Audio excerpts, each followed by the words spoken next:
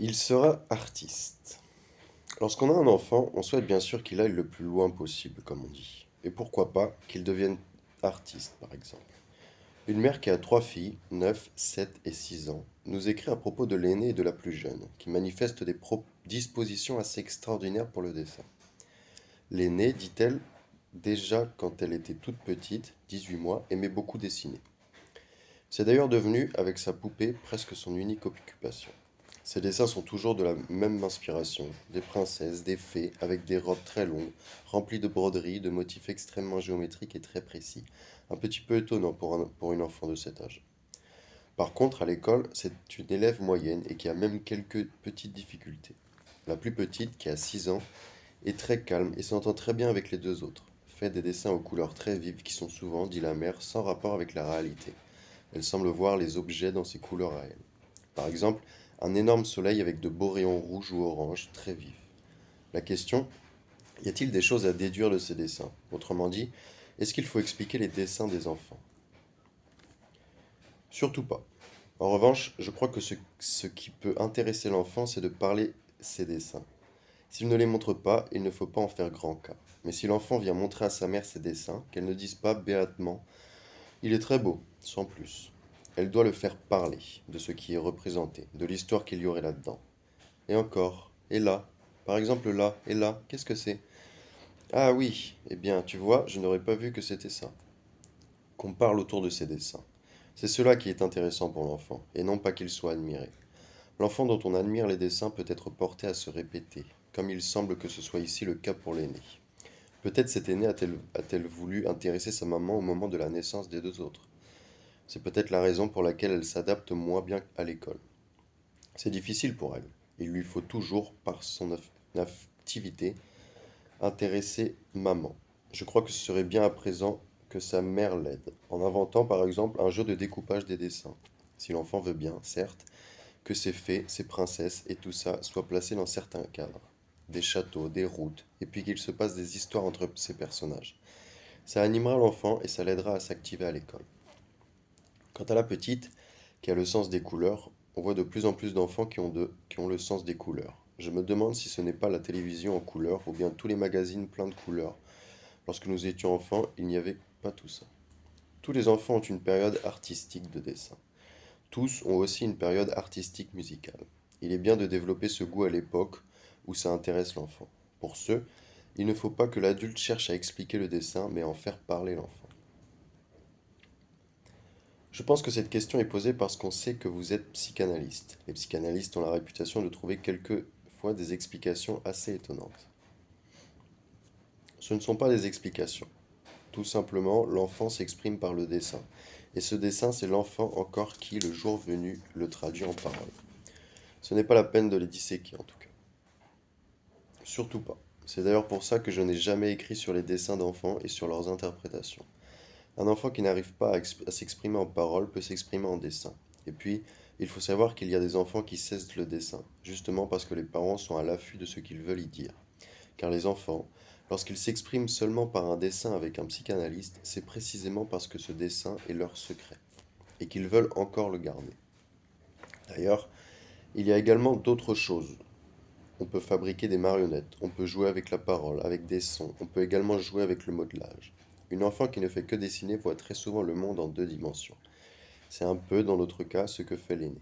En revanche, le modelage, même très mal fait, parce qu'il représente des personnages qui jouent entre eux, est très vivant. C'est là tout ce qu'on ne peut pas faire à l'école.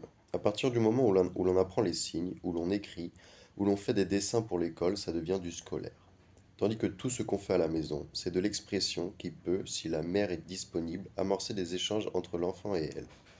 Chose impossible avec une maîtresse d'école qui a beaucoup d'enfants. Il y a autre chose que la maman pourrait faire. Aider ses petites filles, aussi bien la seconde dont elle ne nous parle pas beaucoup, à modeler ou à dessiner sur de la musique. Elle verra que l'enfant fait correspondre des ambiances de couleurs à certaines musiques. Les enfants doués aiment beaucoup ce jeu. Ils aiment aussi dessiner des rêves, dessiner des histoires, écouter des histoires lues ou inventées par la mère, les illustrer. Ne pas oublier non plus que les enfants qui ne dessinent pas peuvent très bien devenir des artistes dessinateurs ou peintres après la puberté, et que les enfants doués dans l'enfance peuvent ne plus l'être après la puberté. Voici une autre lettre, d'une mère de 4 enfants, une de 5 ans et demi, une de 5 ans et demi, de faux jumeaux qui ont presque 4 ans, et puis une toute petite fille d'1 an. Sa question concerne l'une de ces fausses jumelles, qui s'appelle Claire, qui est très câline, très sensible, et qui, comme on dit, semble avoir une sorte de tempérament d'artiste. Je vous rappelle son âge, 4 ans à peu près. La musique a une très forte attraction sur elle. Il lui arrive, par exemple, d'être un peu triste ou même de pleurer quand une musique qu'elle trouve agréable s'arrête. Elle est d'autre part très souvent distraite. Nous sommes d'accord, mon mari et moi, pour ne pas accorder trop d'importance à tout cela, pour ne pas l'influencer au point de lui créer des problèmes. Elle vous demande néanmoins quelles seraient les activités qu'on pourrait lui faire faire pour développer un peu ce don. Est-ce qu'on peut déceler chez une enfant si jeune, si elle deviendra un jour une artiste? Si cet enfant a de l'oreille, si elle aime la musique, pourquoi ne pas commencer dès maintenant un enseignement musical? Bien sûr, avec un professeur qui s'intéresse à la spécificité de chaque enfant, et non pas quelqu'un qui va lui faire faire des gammes et des exercices qui la lasseront. Il y a aussi des disques, non, pas de ritournelles, des disques qui sont très bien faits et qui expliquent à l'enfant les grands compositeurs. De même, il serait intéressant de lui faire entendre aussi de la vraie musique, et non pas uniquement de la musique de variété ni de la musique enregistrée. Par exemple, s'il y a un harmonium ou une orgue à l'église, que la mère y emmène l'enfant si cela l'intéresse. La musique est une expression extrêmement utile à beaucoup d'enfants sensibles. Puis, il y a la danse, parce qu'il ne suffit pas d'aimer la musique tout en restant passif. La musique parle aux sentiments mais aussi aux muscles, et il est important que cette petite sache exprimer avec tout son corps ce qu'elle ressent. Le sens musical commence extrêmement tôt. Si cet enfant est musicienne, il ne faut pas attendre pour l'élever dans la musique. Je voudrais dire aussi que je déplore qu'il y ait des petits pianos joués qui sont toujours à côté de la note, qui sont faux. C'est tellement important l'oreille qu'il ne faut pas la déformer. Il vaut mieux ne pas avoir d'instrument qui donne des sons que d'avoir un petit piano joué faux, ce qui est vraiment se moquer de l'oreille, un organe si sensible chez l'enfant. Un guide chant serait beaucoup mieux, ou bien ces petits appareils qu'on appelle des mélodias, qui ont des notes justes et avec lesquels, en Allemagne, on fait l'éducation musicale des enfants à partir de 2 ans. Il y a des basses, des moyennes et des sopranos. L'enfant choisira l'instrument qu'elle préfère. Lorsqu'il y a un piano dans la maison, veillez à ce qu'il soit accordé. Que les enfants ne tapent pas sur des casseroles et qu'ils apprennent à appeler chaque son par le nom qui lui correspond. Les notes sont comme des personnes, on doit les connaître par leur nom et les reconnaître. Ces enfants artistes ont-ils plus besoin d'aide que les autres, justement parce qu'ils sont plus sensibles? De respect plutôt. Déjà, tout enfant doit être respecté, mais un enfant artiste a des antennes, il sent les choses. S'il a une réaction insolite à quelque chose, il ne faut pas lui dire comme tu es bête, ce que disent des parents quand ils ne comprennent pas une réaction de repli ou de joue.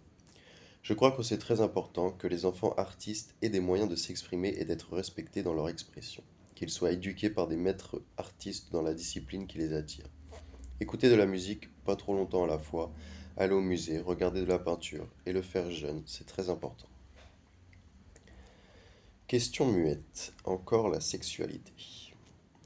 Une jeune femme qui a 23 ans, est mariée depuis 3 ans, est une future maman, future au sens fort du terme. Elle n'a pas encore d'enfant et elle n'est pas enceinte. Elle s'y prend de bonne heure. Elle vous demande si les parents peuvent vivre nus devant leurs enfants sans que cela risque d'être traumatisant pour celui-ci. C'est toujours traumatisant pour l'enfant. Il faut que les parents respectent toujours leur enfant comme un hôte d'honneur. Et devant un hôte d'honneur, ils ne se promèneraient pas nus. Pour un enfant, la nudité de ses parents est tellement bête, tellement séductrice qu'il se sent minable à côté d'eux. Et tellement belle, tellement séductrice qu'il se sent minable à côté d'eux. Ces enfants développent des sentiments d'infériorité, ou pire, ils ne se voient plus eux-mêmes, et ils ne se sentent plus le droit d'avoir eux-mêmes un corps, alors que la mère et le père soient toujours décents chez eux, comme les adultes le sont sur les plages, pas nus.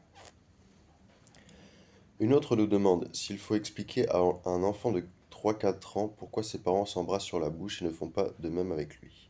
Et une autre question qui rejoint la précédente, est-ce qu'on doit embrasser un enfant sur la bouche chez soi, à la maison, et éviter de le faire en public? Non, ni là ni ailleurs. C'est encore plus séducteur si ça se passe dans l'intimité. Je crois que les enfants comprennent extrêmement tôt que les parents ont des privautés entre eux que eux n'ont pas le droit d'avoir.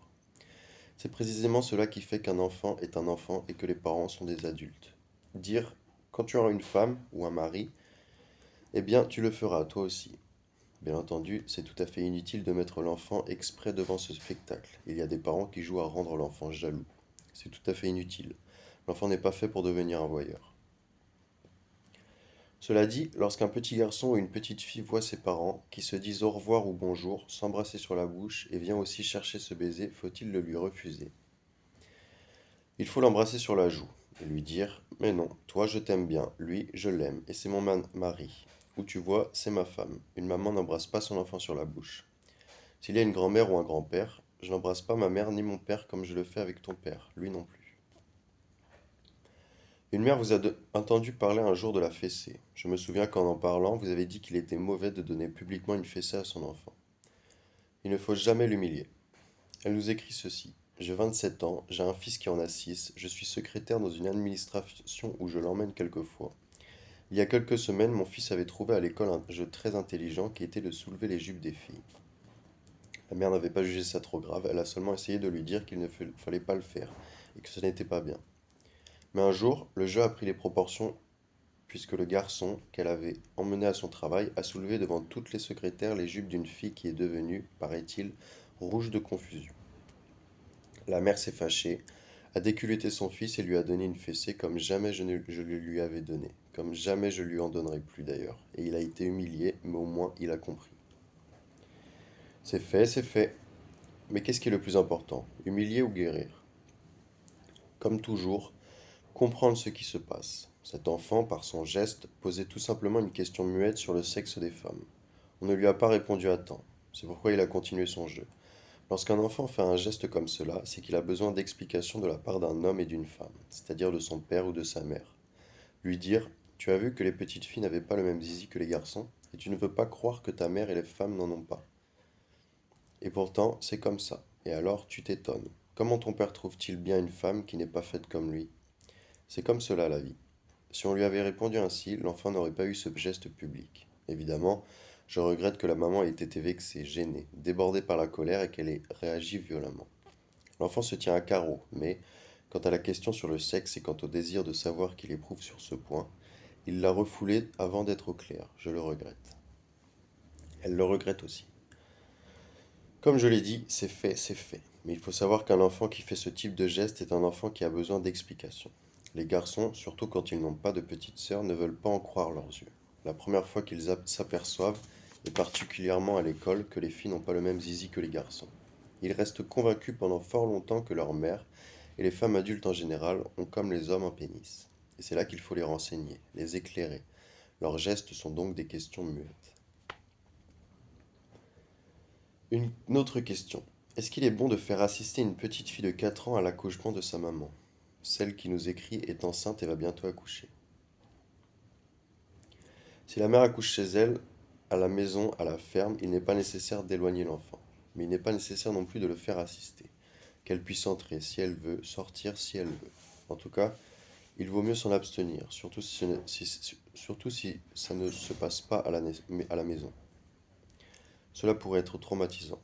Je sais que cela devient à la mode. Je ne pense vraiment pas que ce soit éducatif. C'est même probablement très frustrant pour une fillette, incapable d'en faire autant d'ici longtemps. Inutile sûrement, nuisible peut-être. Telle est cette assistance d'un aîné à l'accouchement, et dans le doute, mieux vaut s'abstenir. Par ailleurs, pour le bébé à naître, elle est tout à fait inutile. C'est de la présence de son père qu'il a besoin, autant que de celle de sa mère, dès sa naissance. Pour bien, pour bien des femmes et des hommes, il est tout naturel d'être ensemble pour accueillir ce nouveau-né qui pressentifie leur désir et leur amour conjoint. Ce qui a été fait a été fait. Anxiété. Voici une lettre qui reprend certains de vos propos. C'est une mère qui nous écrit ceci. C'est bien vrai ce que vous avez dit. C'est toujours l'aîné qui essuie un peu les plâtres dans une famille. Elle a une fille de 3 ans et demi et un garçon, son petit frère, qui a 2 ans et demi. Elle ne s'est vraiment sentie mère qu'à la naissance du fils, lorsque la première enfant est arrivée. Elle et son mari venaient à peine de se dégager de leur milieu familial et elle a vu cet enfant un peu de l'extérieur. J'ai dû accumuler des situations traumatisantes pendant les 3 premières années de ma petite fille. Est-ce qu'on peut réparer les pots cassés? Car elle a entendu dire que tout est joué à 3 ans et qu'on ne peut pas revenir en arrière. Est-ce vrai? Et si oui, peut-on, comme elle le dit, réparer les pots cassés? Elle ne dit pas s'il y a vraiment des pots cassés. Elle se sent coupable, c'est tout. Cela ne veut pas dire que l'enfant ne se soit pas bien débrouillé au milieu de tout ça. Nous n'en savons rien. Il faut dire qu'il y a eu quelques belles crises.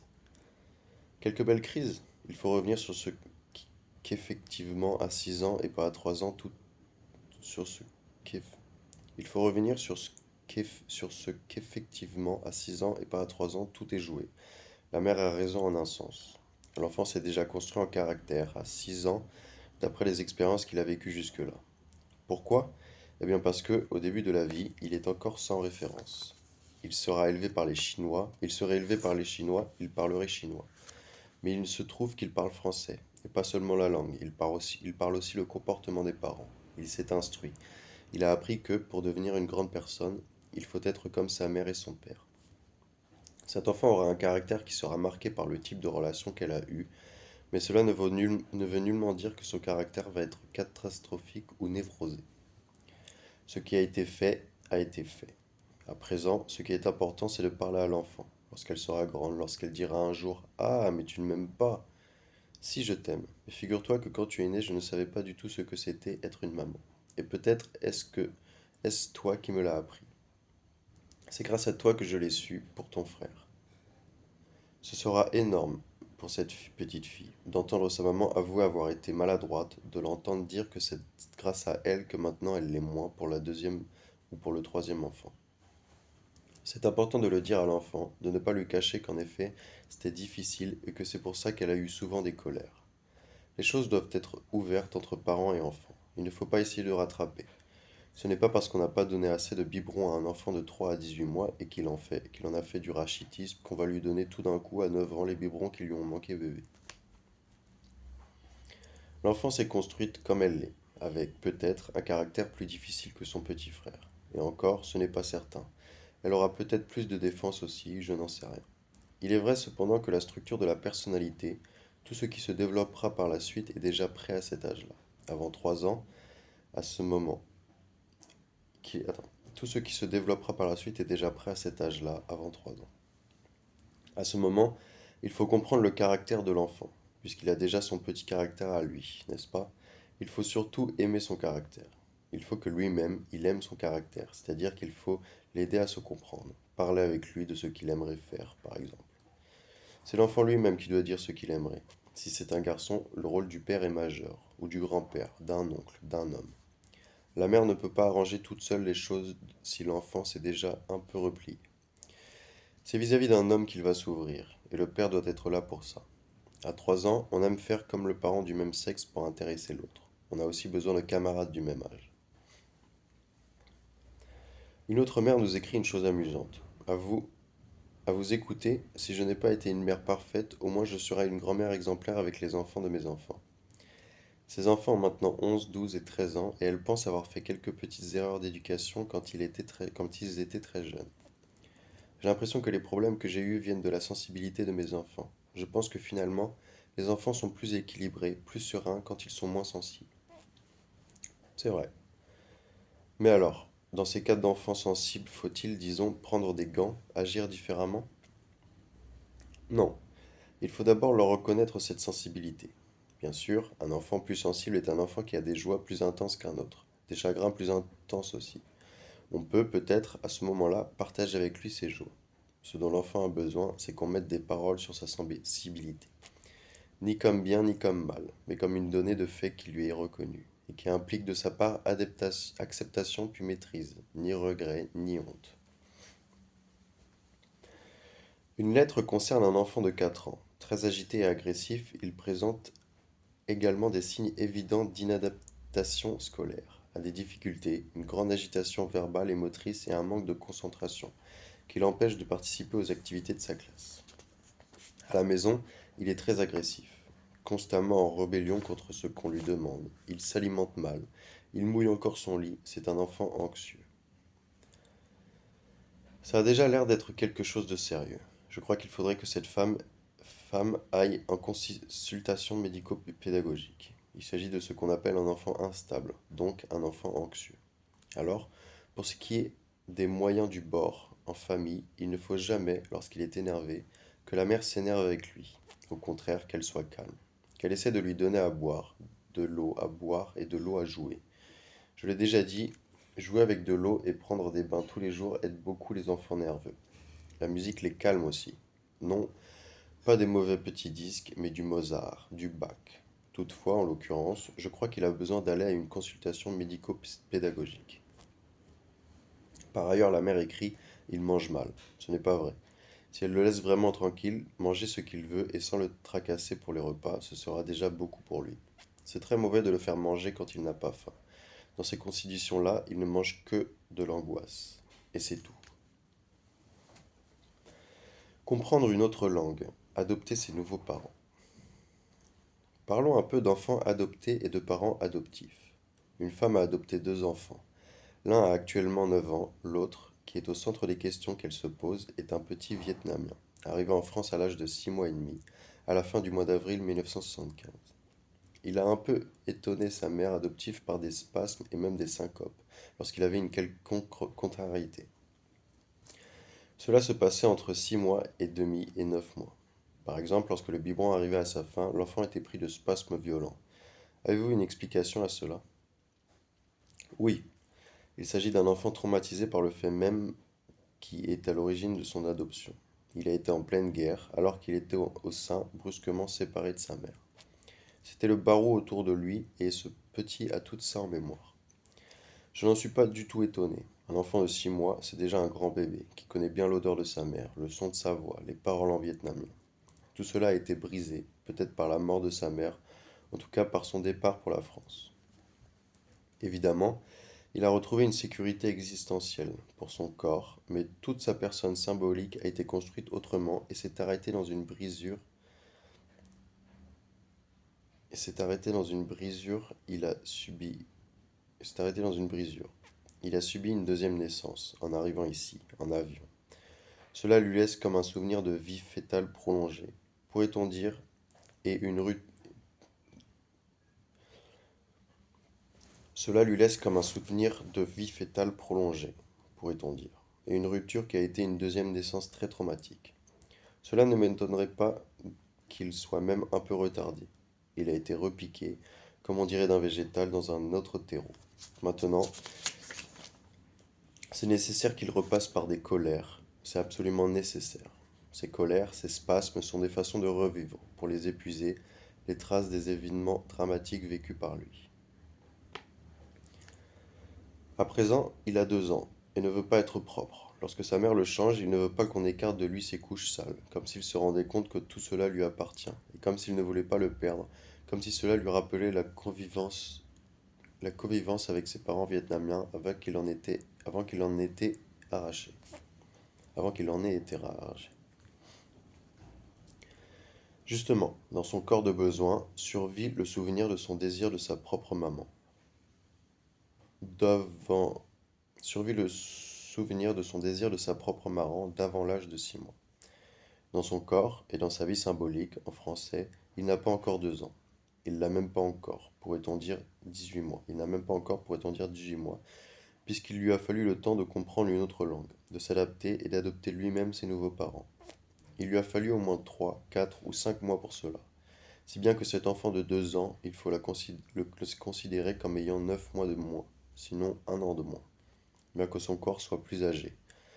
Au point de vue langage, et quand je dis langage, ce n'est pas parole seulement, c'est aussi la manière de réagir affectivement, il a eu, il a au moins 9 mois de moins.